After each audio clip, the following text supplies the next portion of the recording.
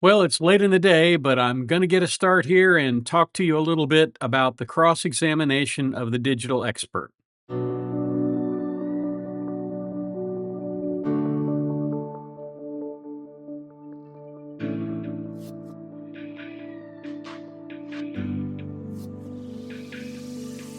Hi, Tony DeWitt here, Missouri appellate attorney, retired, and a guy who likes to make the law make sense on YouTube.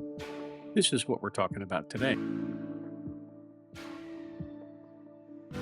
Good day. Welcome back. This is the ongoing trial of Brendan Banfield in Fairfax County, Virginia, a case stemming from the February 2023 deaths of his wife, Christine Banfield, and another man, Joseph Ryan. Prosecutors allege that Banfield, who was an investigator with the IRS and carried a duty pistol, was having an affair with the family's Brazilian au pair, Juliana Perez Margalez, and that the two set up an elaborate scheme to lure Ryan to the Banfield home and then staged the scene to look like a justified self-defense shooting during a supposed role-play encounter. Banfield has pleaded not guilty, and his defense attorney, John Carroll, argues the government's theory relies heavily on the cooperating witness and an investigation he says was mishandled. Today, I'm going to walk you through what happened in court and what it may mean going forward. I have to apologize, but our children have gone to run in a race in Disneyland, and they have left us with 3 grandchildren to take care of for several days. And it is completely unfair to ask my wife to do that all by herself. So, from about 3 o'clock, basically from the point in time when Brendan Banfield started testifying today until about 10 minutes ago, it's about 8:20 now.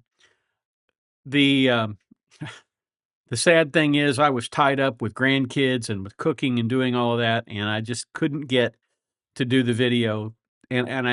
Although I downloaded all of the video, I didn't have it in a manner that would be that I could easily get to while I was over there.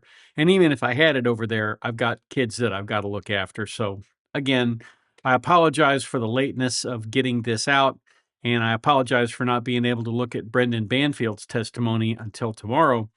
But I think I think you probably want me to rest a little bit before I go through that. So before I actually start looking at the cross-examination, let's talk a little bit about the direct exam, which was a lot like that annoying song, The Song That Never Ends, that the kids used to play. The Song That Never Ends is an apt description of the direct examination. It was like somebody poured molasses into John Carroll's mind.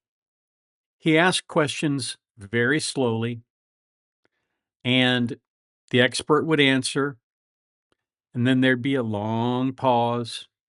Then he'd move to another document, another spreadsheet, another line of times, and he'd ask another question, and the guy would ramble on for a few minutes.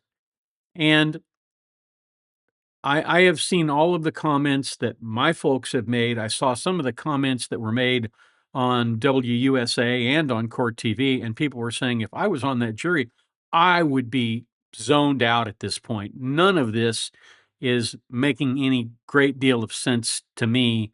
And so if I'm having trouble processing the information, I know that the jury was having trouble processing all of that information. And one of the things that lawyers are told to do, and this guy hasn't done it, is to make notes for the jury as you go along. You notice that in the Uvalde trial, that was one thing that Nico LaHood did all the way through. He would put it up on that little paper board and he would write down the times and all of that. John Carroll didn't do that. And as a result, there was no playbook for the jury to follow. And I think it made it very, very difficult on him. He could have made it easier on him, but he didn't do that, either because he didn't know to do that or because he didn't think to do that. Either way, I think that was a serious omission in his part. But then the prosecution got its turn with this expert, and it didn't take her long to put him in a sack and carry him away. Good afternoon. Good afternoon. How are you? Well, thank you. All right, so let's just go chronologically. I think it's probably a bit clearer that way. We start back on January 9th, 2023, 11:10 p.m. The Gmail account is created. on a Samsung device, is that correct? A mobile device, yes. Okay, and a Samsung S21 is owned by both Christine and Brendan Banfield, is that correct? His government phone. Okay. You told us that Juliana's phone is not in the house on that day, but Brendan Banfield's devices are both present, correct? To my knowledge, they were, yes. Okay. When we then move to January 17th, 2023, we have what I'm going to ask the court share as defenses 128 previously admitted. If I can have just a second to get to it.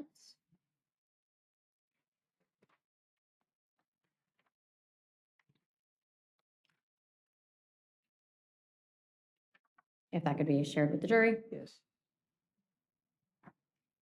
All right, so this is the photograph that we know to be taken of Christine Banfield by herself at Lifetime Fitness. Were you able to establish, as our investigators did, that this was Lifetime Fitness? I saw that they had established it, and I didn't see anything to. Okay, so, and this is taken at 7 p.m.-ish, correct? This is actually the sending of the photo from Mrs. Banfield to Mr. Banfield. The prior slide was the taking of the photo at 7:20, but this is the photo that was taken. When you don't have much to talk about, you make distinctions without a difference. So he says, well, this is actually the sending of it, but it was taken at 7:20, which was her point. And then it was sent to Brendan Banfield, who then used it in the FetLife thing. He's making a distinction here because he's trying to sound like the expert, but in reality, he's just nitpicking over something that makes absolutely no difference. I don't see that helping him with the jury here. Perfect, you're moving us right along. So she sends the photo to her husband, who then comments, nice, right? Yes, down at the bottom, in the middle. Okay, so while she's at Lifetime Fitness, she takes this selfie, sends it to her husband via Facebook Messenger. He comments, nice. And then just before 10 o'clock, someone with access to cbanfieldrn@gmail.com logs onto a laptop in the Banfield home, accesses Facebook, and pulls this picture down. Is that correct? Yes, that's Okay. correct. And then sends this picture using CBRN 920 to CBRN 920, correct? Yes. Okay, and then this picture is taken and added to the new FetLife account, correct? It was manipulated in between. Okay, so by manipulated, it was cropped, correct? It was cropped. Okay, Another distinction without a difference. Again, if this is what you have to rely on to one-up the prosecutor when she's making points, you are losing badly. so the laptop in the house belonging to the Banfields joins FetLife all while logged in as CBRN 920 @gmail, right? My understanding is the laptop was actually owned by Anova. And Oh, I'm sorry, I meant the house owned by the Banfields. The laptop that we're examining here is in the house owned by the Banfields, correct?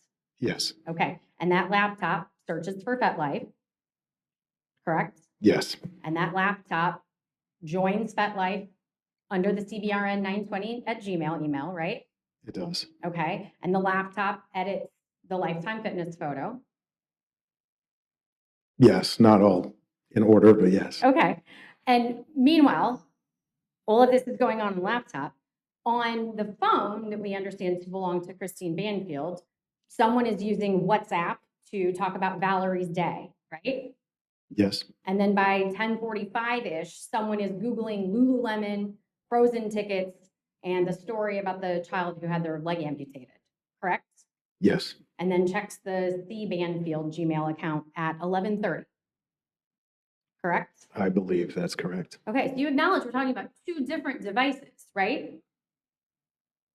The laptop and the phone, two different things happening. Yes, Okay. And you can't say who was in control of either device. All you can tell us is what the devices are doing. Correct? correct. Now, keep in mind, the jury sat through 6 hours of painstakingly going through this data, one line at a time, taking, 5 minutes with every question, talking about the spreadsheet, pointing out the lines, looking at the highlights, all that kind of stuff, making a very confusing subject even more confusing. And in just a few short questions at the very beginning, she comes in and clears it all up. You can't say who's using these devices, can you? And of course, the answer is no, I can't say that. So, all of that 6 hour period that the jury had to sit through, they have to be thinking, what in the world was that for if he couldn't tell us anything? And of course, the answer is, we're playing shuffleball here. We have, keep your eye on the ball. It's a 3-card Monty with some of this evidence. And jurors don't like to be played for fools. And that's kind of what I feel like this guy is doing. Now, maybe he's a great private investigator. I don't know. But this is not the way you script an expert testimony on cell phone times and dates and places. You have it graphed out. You have, slides that you can show that, teach the jury what they need to know about all of this. And he just didn't do that. So again, the cross-examination here is getting to the finer points of what's going on with the defense case and doing it quite brilliantly without ever calling the guy a name or saying anything bad about Mr. Carroll. And in fact, let's look at this. Apart from this usage on January 9th, 2023, the date of the initial creation of the CBRN email and the receiving of the Telegram 2-factor authentication, I think, Christine Banfone's cell phone is never used to further this scheme, correct? That's inaccurate. Oh, I'm sorry. Can you tell us where Christine Banfield's cell phone was used to communicate on FetLife or Telegram? It was used for FetLife on February 14th, 2023. You had not testified to that before. I'm sorry. When was it used on February 14th? Just after midnight. The phone, Christine Banfield's cell phone. The same model cell phone, yes. Okay. A Samsung S21 was used on FetLife on January 14th. Correct. Okay. So going back to, we have no other usage of FetLife or Telegram with Christine's phone as this progresses beyond January 14th when we have an unknown S21 using FetLife, correct? February 14th, but correct. Okay, sorry. All right, so when we then look to, let's say, our next event on January 23rd, you've told us that 1122, the CBRN at Gmail, CBRN 920 Gmail is logged into on the laptop, correct? Correct. Okay, and you gave us 6 exhibits to show that Brendan Banfield was not at home when the FetLife chat was initiated, some 7 minutes later, correct? Correct. Okay, but you have not told us where Juliana Perez Magalhães was, correct? Correct. Okay, and we see from the FetLife chat, I'm going to ask the court to share Defense 191.